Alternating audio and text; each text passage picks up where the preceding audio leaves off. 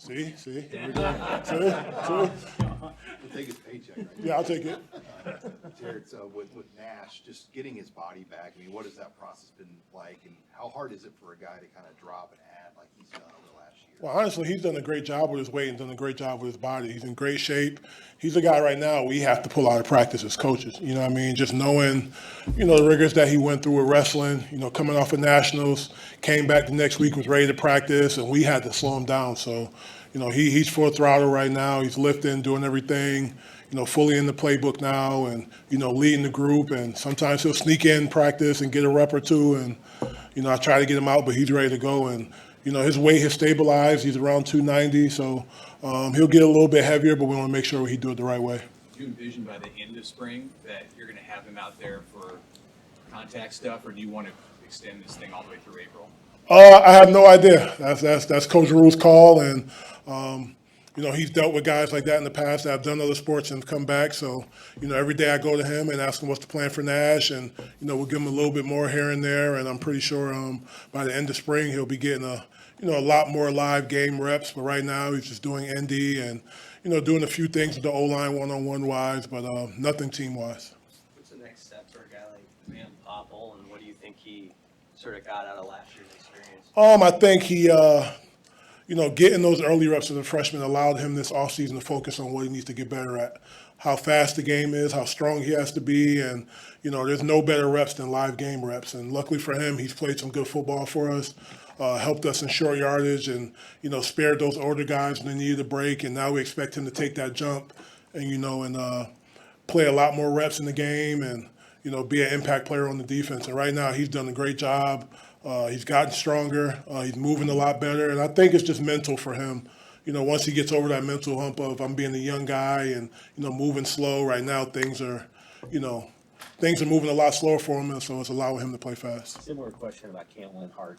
He got quite a bit of playing time last year. How'd you see him come back when he got hurt? And then how have you seen him progress maybe in this offseason and developing his body? Well, like the other guys always say, Cam's like a true professional. You know what I mean? That's why we're blessed to have a kid like him who came in and had his mind right, comes from a great family. So he does, he's an engineering major, so he's doing a great job in the classroom, having straight A's, and he's in the treatment room. He's always watching film. He's just a guy who, has his, right head on his shoulders. And, I'm expecting him to make a big jump. And it's good to always have competition in our room, obviously with guys like him and Jamari and James, a lot of guys like that we can rotate in. And I'm just looking for him to be more assertive. And, I'm not worried about him coming back from injuries because he always does it the right way. And, he's always a guy I never have to find. He's either in the cold tub in study hall or he's in the film room. So, he's doing a great job. How encouraging is it to have literally waves of players that you can put in the game? It's not just the old guys like Ty and Nash, but you got Cam and you got Principal and you got Jamari and you got Riley and all these players. How does that maybe change the way that you're able to coach in spring, and how much advantage does it give your group? Well, for one, all those different guys bring different things to the table. James is a different player than Jamari. Jamari's a different player than Ty. Ty's different than Cam. And, as a coach, it's a little bit challenging because you have to figure out, guys' strengths and when to get them in. But right now, all our guys, are working on being well-rounded players. James Williams working to be a first and second down guy, right? Nash is working to be a 3 technique. Ty is, working to be better on third down. So everyone has their things that they're working on. But it's great right now because, I always preach to the group about attacking in waves. And, we need 8, 9 guys that can go and play like starters. You mentioned James. How close is he to being a every down guy for you? The good thing about James is he's tough.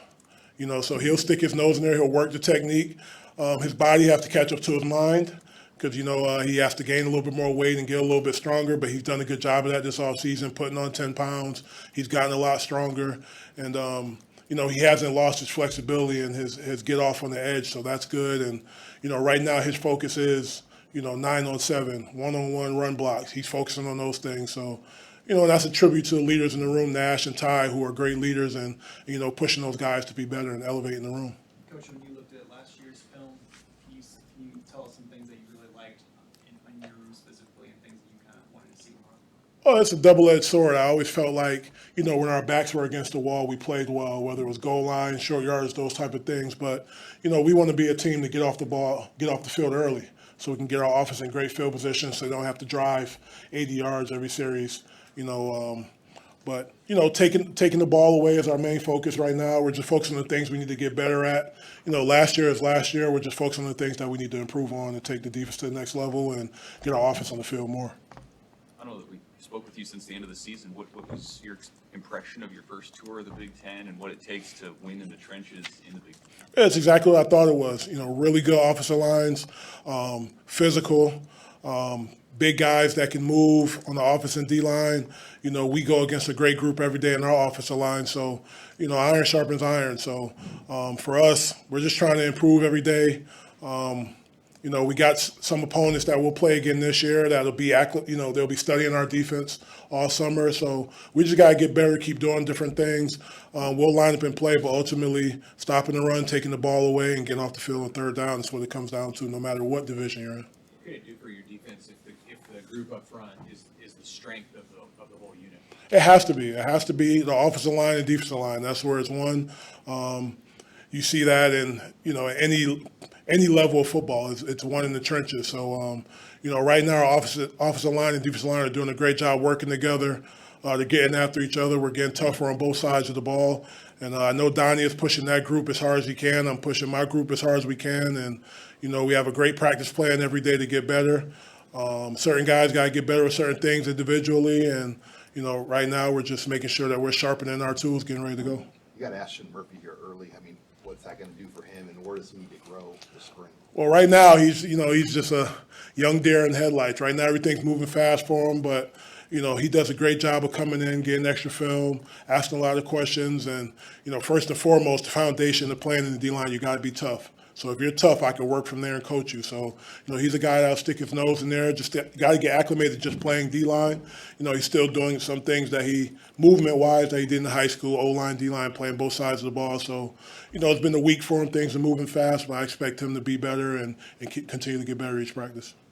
What do you think of Judy, the work he's done? Judy, super talented, a guy that can do everything. I feel like he's the wild card of our group up front because he could be dynamic on third down, has the quickness and strength to play on first and second down. And, he's a guy that I circled in front of the defensive line room and said, hey, we need you to play better if we're going to have the number one defense in the country. So, he's had a great offseason, a lot better this winter with conditioning and strength. And, ultimately for him, he just had a beautiful son, Coda. So his mind is right now. And, he's focused on football. And, a lot of times when these kids are going through things, you have no idea what's going on in their personal lives, with things that show up on Saturdays. But his life is together. He has a beautiful family. And you can tell that he's enjoying football right now and enjoying life.